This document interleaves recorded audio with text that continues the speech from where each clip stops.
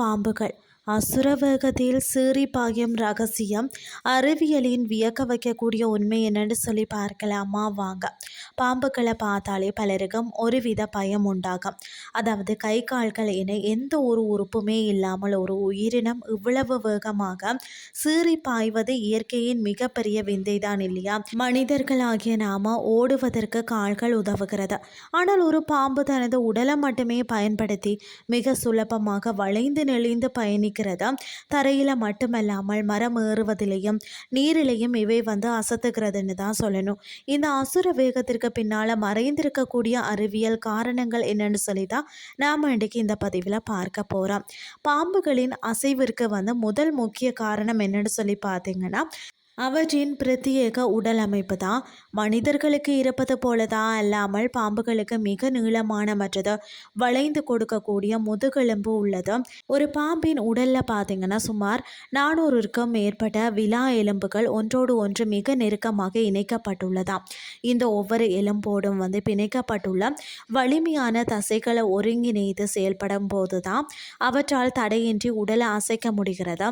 மூளையில இருந்து வரக்கூடிய சிறு கட்டளைக்கு ஏற்ப இந்த தசைகள் ஒரு அலை போல சுருங்கி விரிவடைகிறதா. இதுவே அவற்றின் வேகத்திற்கு சக்கரமாக செயல்படுகிறது.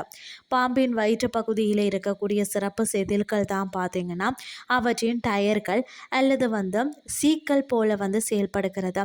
தரையில் நகரும் போது இந்த செதில்களில் சிறு சிறு மேடு பள்ளங்கள் நன்றாக பிடித்து கொண்டு ஒரு சிறந்த ஒரு கிரிப்பை கொடுக்கிறது. இதன் மூலம் ஏற்படக்கூடிய உராய்வு விசை பாம்பை முன்னோக்கி தள்ளுகிறது. மிக வலுவழுப்பான அதாவது டைல்ஸ் அல்லது கண்ணாடி தரையில் கூட பாம்புகளால் வேகமாக நகர முடியாது என்பதை நீங்கள் எப்போதாவது கவனிச்சிருக்கிறீங்களா? அதற்கு காரணம் அங்கு தேவையான பிடிமானம் கிடைக்காதது தான். கரடு முரடான தரை கிடைத்தால் இவை புல்லட் வேகத்தில் பாய்ந்து செல்லும். அது மட்டும் இல்லாமல் பார்த்தீங்கன்னு சொன்னால் பாம்புகள் எப்போதுமே ஒரே மாதிரியாக நகர்றதில்லை. தங்கள் இருக்கக்கூடிய அந்த நிலப்பரப்பின் தன்மைக்கு ஏற்பதான் தங்களது பயண ஸ்டைலை உடனுக்குடன் மாற்றிக்கொள்ளும் அபாரமான திறனை கொண்டுள்ளது.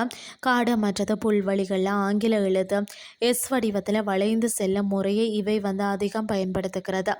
பாலைவன மணலில் வாழக்கூடிய பாம்புகள் அதாவது தகிக்கும் சூடு தாங்காமல் இருக்கவும் மணலில் புதையாமல் இருக்கவும் பக்கவாட்டில் நகரம் உத்தியை கையாளுகிறதா. மரங்களில் ஏறும்போது கூட உடலை ஒரு ஸ்ப்ரிங் போல சுருக்கி நீட்டும் முறையை பின்பற்றுகிறது. பல மில்லியன் வருட பரிமாண வளர்ச்சியில் அவை தங்களை இந்த சூழலுக்கு ஏற்ப மிக சிறப்பாக மாற்றி கொண்டுள்ளது. கோடிக்கணக்கான ரூபாய் செலவு செய்து அதிநவீன ரோபோக்களை உருவாக்க விஞ்ஞானிகள் கூட பாம்புகளின் இந்த லாகவமான அசைவை பார்த்து வியந்து போகின்றனர்.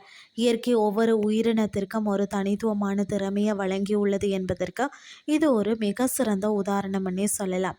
இன்றைய கிறிஸ்டி உங்களுக்கு பிரயோசனமாக அமைஞ்சிருக்கும்னு சொல்லி நான் நம்புகிறேன். இதே மாதிரி மற்றொரு கிறிஸ்டின் வாயிலாக உங்களை சந்திக்கிறேன். நன்றி.